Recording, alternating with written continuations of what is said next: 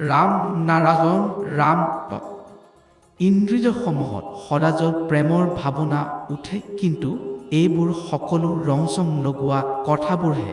ৰংচং লগোৱা কথাৰে সংসাৰ নচলে। সেইকাৰণে আমি প্ৰকৃতিৰ নিয়ম অনুসৰি আগবাঢ়ি গৈ আছোঁ, কিন্তু মাজে মাজে হেৰাই যাওঁ। মুচি পেলোৱাৰ বাবে আগবাঢ়ি যাওঁ, কিন্তু মুচি নাযাওঁ। শেষত বাহিৰত ওলালেও কোনো বস্তুতে শান্তি পোৱা নাযায়। দীপ জ্বলি নিৰৱধি জ্বলিছে, দীপত তৈল নাথাকে, কিন্তু সূতা অশিষ্ট তৈলত জ্বলিছে।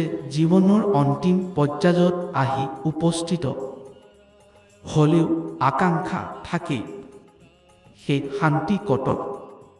সেই চিদানন্দ ব্ৰহ্মানন্দ যেতিয়ালৈকে পোৱা নাযায়, যেতিয়ালৈকে সম্পূৰ্ণ পৰিপূৰণ নহয়, যেতিয়ালৈকে সংযোগৰ অন্তিম সীমালৈকে নেপৌঁছে, তেতিয়ালৈকে ক্লান্তি আৰু পৰিশ্ৰম অব্যাহত থাকে। আমি পথিক যাত্ৰীৰ দৰে মিলনসংগমৰ সীমানত থিয় দিয়া মানসিক ধাৰণা যেতিয়ালৈকে সৰ্বোচ্চ অৱস্থালৈ নেপৌঁছে, তেতিয়ালৈকে আমি যাত্ৰী। যেতিয়ালৈকে শান্তিৰ বাক্য আছে, তেতিয়ালৈকে আমি আগবাঢ়ি যাম। শীত গ্ৰীষ্ম বৰ্ষা ঋতুৰ দৰে পৃথিৱীৰ প্ৰকৃতিৰ নিয়ম আছে, আৰু তাৰ মুক্তিৰ বাবে প্ৰকৃতিজোৰে এক বৃহৎ ব্যৱস্থা কৰিছে।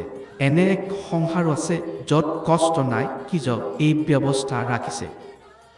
যেতিয়া এটা বস্তুৰ উৎপত্তি হয়, তেতিয়া তাৰ বিনাশৰ ব্যৱস্থাও থাকে। যেনে চিনি আছে, তাৰ বাবে গছো থাকে।